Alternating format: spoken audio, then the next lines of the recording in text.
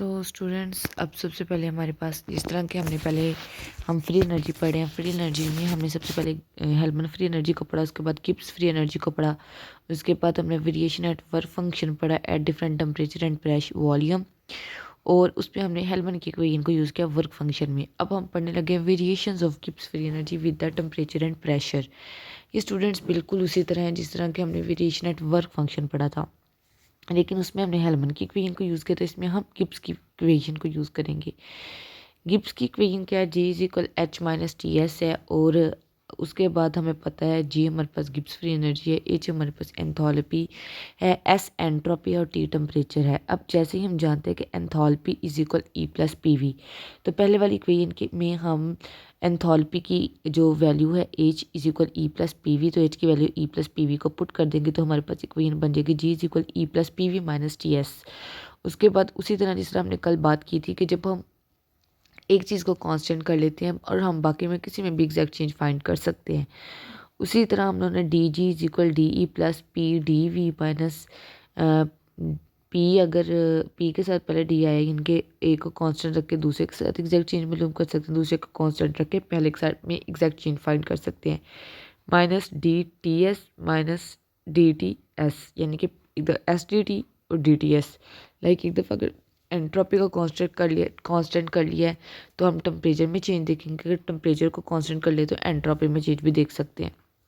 उसके बाद हम जानते हैं कि एंट्रोपी का फार्मूला क्या होता है, S is equal Q by T, like change in heat by T. उसके बाद according to first law of thermodynamics हमें पता है कि Q is equal E plus W, और डब्ल्यू हमें पता है किसके बराबर होता है, work done P D V के बराबर होता है। तो हमने क्यू में इसकी वैल्यू को पुट कर दिया, तो ये बन गया D E plus P D V by T, यानी कि डी एस बराबर किसके हो गया, D E plus P D by P D V by T. अब हमने जो इक्वेशन है G is equal E plus P V minus T S हमने बनाई हुई है। एक हमारे पास इक्वेशन जी है, एक हमने ये हमें पता चल गया कि एंट्रोपी के अंदर हमने वैल्यू को पुट कर दिया थर्मोडायनामिक्स लॉ में जो वैल्यू थी क्यू की, तो हमारे पास ये वाली वैल्यू जो फोर इक्वेशन है वो बन गई T D S is equal D E plus P D V. तो अब हमने ये जो टी डी एस हमारे पास जो डी ई एग्जैक्ट चेंज हम फाइंड करें, वहाँ पे हम टी डी एस में D E plus P D V add कर देंगे, उसमें वैल्यू पुट कर देंगे, तो D G is equal D E plus P D V minus V D P minus D E minus P D V minus S D T बन गया। अब जहाँ जहाँ पे जो वैल्यू सेम है, यानी कि ये प्लस में माइनस में ये क्रॉस हो जाएगी, ये प्लस में माइनस में क्रॉस हो जाएगी, तो हमारे पास आ जाएगा D G is equal V D P minus S D T. यानी कि अगर हम वॉल्यूम को कांस्टेंट करें तो चेंज इन एनर्जी आता है, चेंज इन प्रेशर आता है, और चेंज इन टेम्परेचर हम देख सकते हैं। नीचे इस वैल्यू को, इस चीज़ को लिखा भी हुआ है कि डी जी यानी कि Gibbs free energy depend upon the change of pressure and the change of temperature. If there is a simultaneously change of temperature and pressure then equation 5 is useful, but we want to deduce two equation by considering the temperature and pressure constant one by। वही वो कह रहे हैं कि हम exact change, अगर हम एक चीज़ को कांस्टेंट रख के एग्जैक्ट चेंज दूसरी चीज़ में देख सकते हैं। उसी तरह अब उन्होंने कहा एट कांस्टेंट टेम्परेचर। अच्छा, यहाँ पे हमारे पास जो वैल्यू बनी हमें पता है, हमने इस बात आगे भी इस चीज़ की बात की है कि ये हमारे पास आ गया D G is equal V D P minus S D T बन गया था। अब हमने क्या किया, हमने कहा कि डी टी यानी कि टेम्परेचर हमने कहा कि हम कांस्टेंट कर देते हैं, ज़ीरो कर दिया। तो जैसे ही हमने एस टी टी में टी की वैल्यू पुट की ज़ीरो, तो एस टी टी तो ज़ीरो हो गया, तो हमारे पास डी टी किसके बराबर आ गया, वी डी पी के इक्वल आ गया। तो अब हमें पता है कि हम बात किससे करते होते हैं, एग्जैक्ट की एक्चुअल, लेकिन at the end of equation हमारे पास क्या बनते होते हैं, थेरोटिकल। तो G is the changing with respect to pressure when the temperature is through out to be constant, यानी कि टेम्परेचर क्या है, ज़ीरो कांस्टेंट है। तो हमारे पास जो इक्वेशन बनी वो है partial G by partial P at constant temperature is equal to volume. It means that the rate of change of Gibbs free energy with respect to pressure at constant temperature is equal to volume of the system. System के volume के equal है।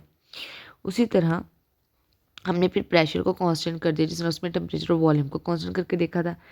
तो जब इसे किया तो हमारे पास क्या बना, उसी तरह हमारे पास जो ये इक्वेशन है इसमें वी डी पी हमने हमने क्या करना है, प्रेशर को कांस्टेंट करना है, तो पी की वैल्यू 0 आ जाएगी, तो पी भी 0 हो गया, तो ये हमारे पास D G is equal minus S D T बन जाएगा। तो उसी तरह हम कहेंगे हमारे पास अब ये हम डेल्टा जी बाई ये एस इधर आ गया और ये एट कांस्टेंट प्रेशर, तो हम कहेंगे the rate of change of free energy with respect to temperature at constant pressure is equal to negative entropy. Negative minus S है ना, नेगेटिव एंट्रोपी के इक्वल है। तो ये बिल्कुल सेम है दोनों, अगर आप कंपेयर करें गिब्स को हेल्मन को, बस उनके वेरिएबल्स में चेंज आएगा। आप वर्क फंक्शन इसका और variations of temperature pressure Gibbs में देखें, इनमें भी आपको सेम सेम चीज़ें नजर आएंगी। बस ये आपने एक दफ़ा अपना कॉन्सेप्ट क्लियर करना है ताकि आपके लिए चीज़ें आसान हो जाए। उसके बाद वाली जो हमारा पॉइंट है वो है 263 पेज पे है गिब्स हेल्मन इक्वेशन। अब इसमें हम इनकी कंपैरिजन एंड रिलेशनशिप स्टडी करेंगे। अब देखें, हमें पता है जो डेल्टा हमने जो इक्वेशन बनानी है ना एट द एंड गिब्स हेल्मन इक्वेशन में, वो हमारी बनेगी delta G is equal delta H plus T partial change in G, partial change in the change of Gibbs free energy by change in temperature at constant pressure। अब इस equation को drive करने के लिए सबसे पहले हमें पता है गिब्स फ्री एनर्जी क्या, तो G is equal H minus T S. Same उसी तरह हमने क्या करना है, हम कहते हैं जब हमारे पास अभी स्टार्ट हुआ है कोई भी रिएक्शन, तो हमारे पास G1 गिब्स फ्री एनर्जी क्या है, G1 एंथैल्पी H1 है, टी टेम्परेचर कांस्टेंट है और एंट्रोपी S1 है। फिर एट द फाइनल सिचुएशन पे हमारे पास जो एनर्जी है वो G2 है, एंथैल्पी H2 है, टी और S2 हमारे पास एंट्रोपी और टेम्परेचर कांस्टेंट है। अब हम जब इनमें चेंज देखते हैं तो हमारे पास बन जाता है G2 minus G1 is equal H2 minus H1 minus T S2 minus S1। तो हमें पता है चेंज को हम डेल्टा से रिप्रेजेंट करते हैं, तो delta G is equal delta H minus T delta S हमारे पास बन गई ये वाली। हमें ये भी पता है कि एंथैल्पी यानी कि H is equal E plus P V होता है। सेम उसी तरह हमने G is equal H minus T S में जो हमारे पास enthalpy E plus P V आया है वो हमने एच में उसकी वैल्यू को ऐड कर दिया। सेम उसी तरह एग्जैक्ट चेंज को देखकर कि D G is equal D E plus P D V plus V D P minus T D S minus S T T. फिर उसी तरह हमने एंट्रोपी कहा डी एस जो है वो क्यू रिवर्स बाय टी के बराबर है। फिर हमने कहा क्या है, according to the law of first law of thermodynamics जो हमारे पास क्यू होता है वो ई प्लस डब्ल्यू के बराबर होता है, डब्ल्यू पी डेल्टा वी के बराबर होता है। तो क्यू में हमने D E plus P D V यानी कि work law of first law of की वैल्यू को पुट किया बाय टी आ गया हमारे पास। फिर उसी तरह हमारे पास टी डी जो है वो एस जो है डी एस के साथ के जाके हो गया मल्टीप्लाई हो गया, तो हमारे पास ये बन की value D D S is equal D E plus P D V बन गया। सेम उसी तरह हमने कह दिया, अब हमारे पास जो डी जी था ये देखें ये डी जी है। अब हमने इसी तरह वैल्यू को पुट किया क्रॉस किया, तो हमारे पास जो वैल्यू लास्ट पे बची है वो D G is equal V D P minus S C T. अब ये जो है ये हमारे पास आ गया। अब हम कहते हैं कि हमने क्या किया, प्रेशर को अगर हम कांस्टेंट कर देते हैं यानी कि पी हमने कर दिया ज़ीरो, तो पी ज़ीरो हुआ तो ये ज़ीरो के साथ ये वी भी ज़ीरो, ये वाला पार्ट ज़ीरो हो गया, तो D G is equal minus S T T आ गया।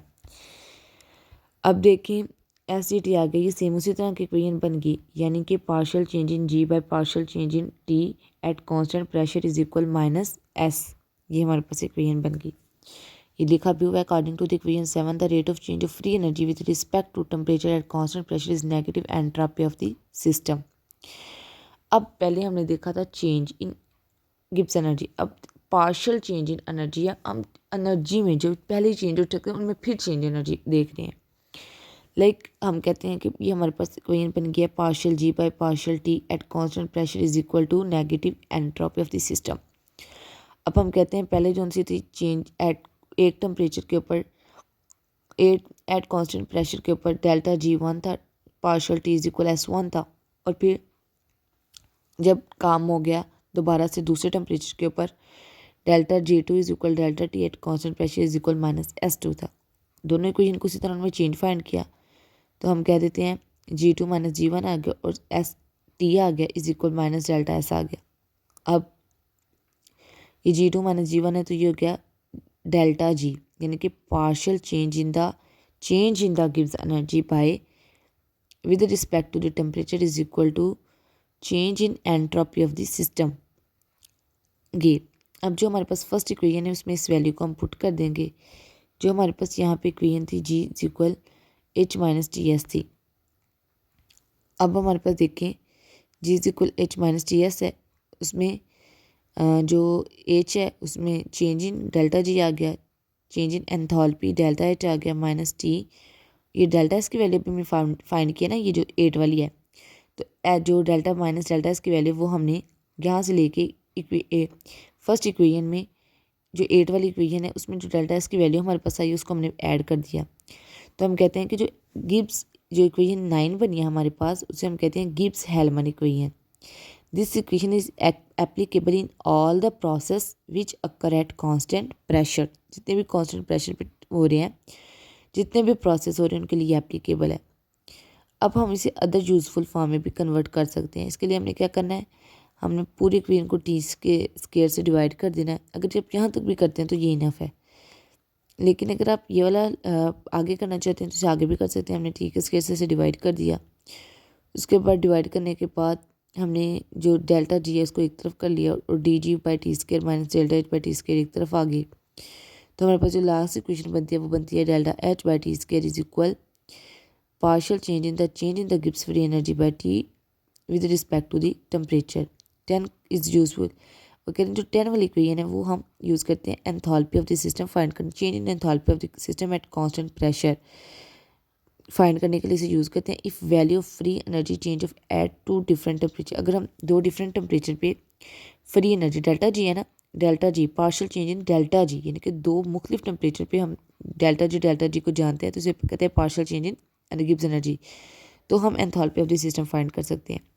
उसके बाद आ जाती है एप्लीकेशंस।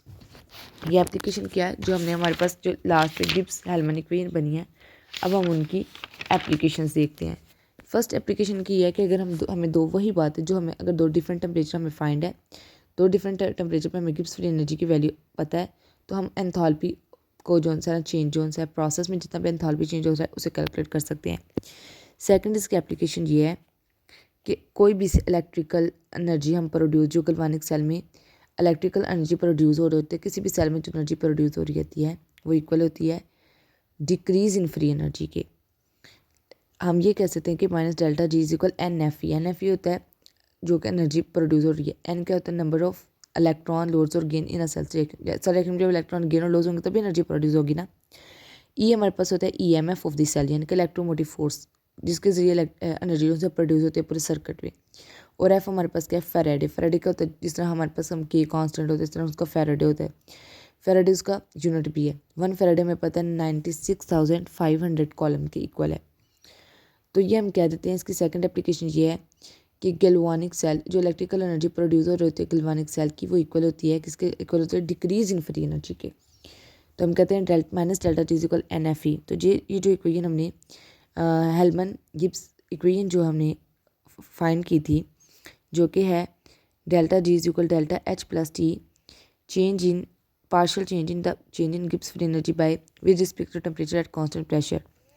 तो इसमें हमने जहाँ पे डेल्टा जी है वहाँ पे माइनस एन एफ ई को ऐड कर देंगे जहाँ जहाँ डेल्टा जी है, क्योंकि हमने भी कहा कि minus delta G is equal minus N F E की is equal N F E. तो वहाँ पे वैल्यूज़ को फाइंड ऐड कर दिया। तो हम कहते हैं if we now the temperature coefficient of the E M F of the cell which is, अगर हम temperature coefficient E M F का जानते हैं जो कि change in E by change in T है, देन वी कैन कैलकुलेट, तो हम एंथैल्पी चेंज को फाइंड कर सकते हैं। हम कहते हैं अब देखें जहाँ पे ई है जो E M F of the cell like E है, हम कहते हैं ई वो क्या है ज़ीरो हम कर देते हैं। अब ई किसके बराबर है change in E by change in T at constant pressure. अगर हम इसे ज़ीरो कर देते हैं तो हम कहते हैं N F E is equal change in enthalpy of the system.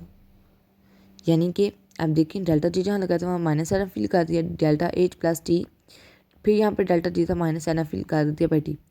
अब हम कहते हैं इसमें जो ई है ना वो बराबर है change in E by change in T, ये कॉफिशिएंट इसके बराबर है।